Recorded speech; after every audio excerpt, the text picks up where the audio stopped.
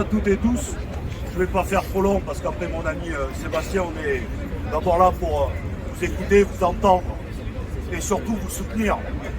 Moi, je reviens sur une chose. Ce qui est en train de se passer aujourd'hui est extrêmement politique, comme tu l'as dit tout à l'heure.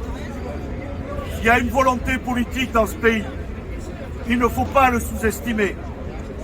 De venir contre tout le mouvement social, contre tous ceux qui protestent, contre tous ceux et celles qui sont en lutte pour leur dignité, pour leurs conditions de travail, pour leur salaire, pour aujourd'hui venir les criminaliser, venir leur dire de leur taire.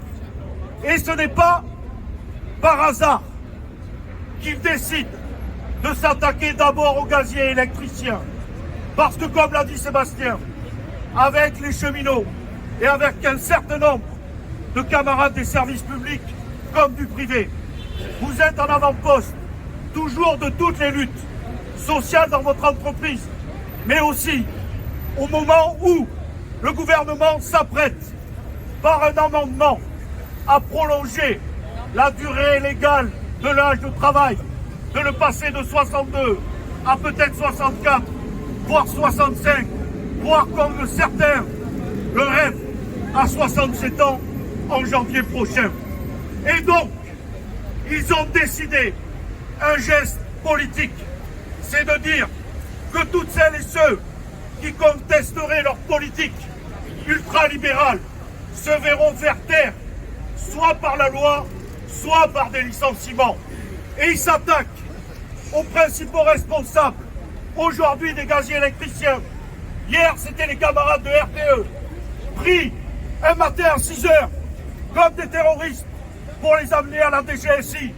Non, avec vous, nous le redisons, les syndicalistes ne sont ni des voyous, ni des preneurs d'otages. Ce sont des hommes et des femmes qui défendent l'intérêt général. Personne n'a le droit ici, dans ce pays, de traiter des syndicalistes de voyous et de preneurs d'otages. Et donc, à la suite de RTE, ils continuent leur politique. Ils vont rechercher des balivernes qui se sont passés en 2018, des jets de confettis. Ce n'est pas du terrorisme, ce n'est pas être un voyou, c'est défendre l'intérêt général et le service public de l'énergie.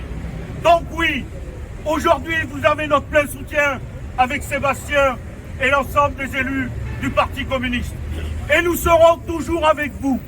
Et nous continuerons à être avec vous pour dire qu'il non à la criminalisation du mouvement syndical.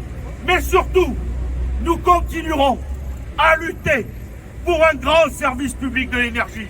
Parce qu'en même temps que nous nous réunissons aujourd'hui, le gouvernement envisage d'aller encore plus loin dans la libéralisation du secteur de l'énergie.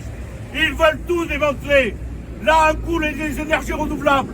Un coup, on aura un projet de loi sur le nucléaire. Et ils ne veulent pas parler de l'entreprise historique d'EDF, de l'AREN, du marché européen de l'électricité. Voilà ce qui est le fond. Ils ne veulent pas parler du fond. Ils ne veulent pas qu'on fasse le bilan de leur libéralisation. Ils ne veulent pas parler d'un grand service public de l'énergie. Alors aujourd'hui, solidarité pleine et entière et continuons à nous mobiliser pour vos salaires, vos conditions de travail et retrouver notre outil industriel, un grand service public de l'énergie. Nous serons toujours à vos côtés.